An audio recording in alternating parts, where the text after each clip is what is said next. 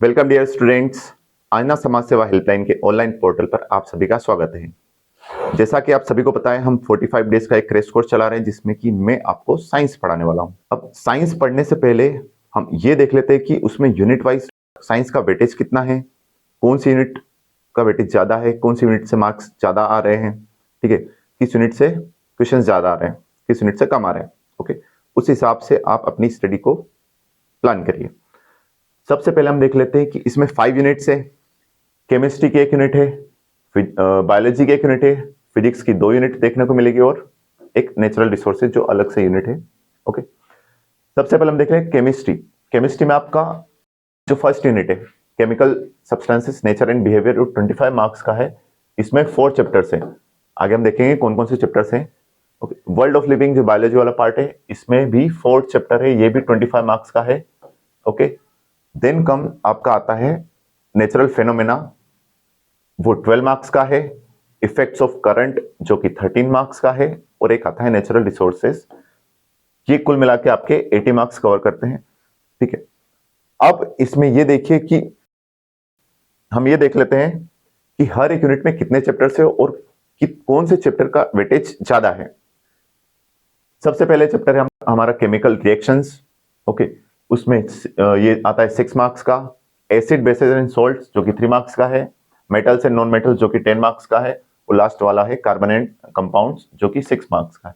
इसमें भी केमिस्ट्री में भी अगर देखेंगे तो सबसे ज्यादा जो वेटेज है वो मेटल्स एंड नॉन मेटल्स का है, जो कि पूरे आपके 10 मार्क्स कवर करके दे रहा है। ओके, तो ये हो गया केमिस्ट्री वाला पार्ट। अब हम चलते हैं नेक्स्ट, जो कि है बायोलॉजी वाला पार्ट, वर्ल्ड ऑफ लिविंग।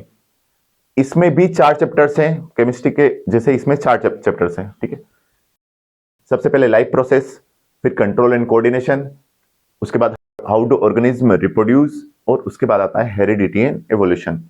ये आपके 4 चैप्टर्स, ये भी 25 मार्क्स आपके कवर करवा रहे हैं।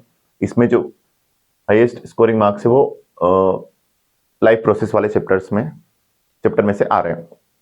अब ये बायोलॉजी थोड़ा लेंदी हो जाता है। ओके, लेकिन ये भी 25 मार्क्स कवर कर रहा है, तो इसको भी हम साथ साथ केमिस्ट्री के साथ साथ कवर करेंगे। देन आपका आता है नेचुरल फिनोमेना।